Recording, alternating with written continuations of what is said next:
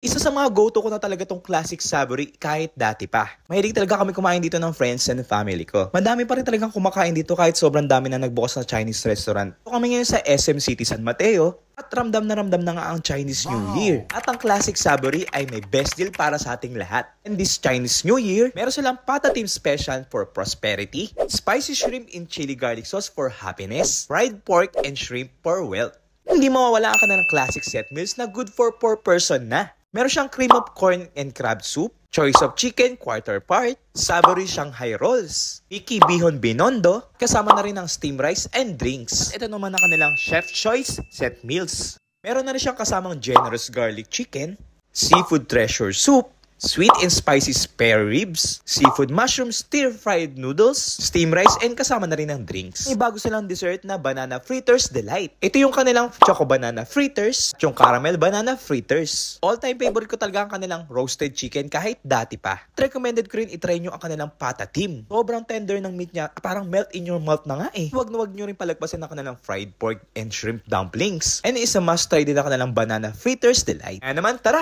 let's celebrate Chinese New Year in classic savory dito sa SM City San Mateo. Thanks for watching. Bye!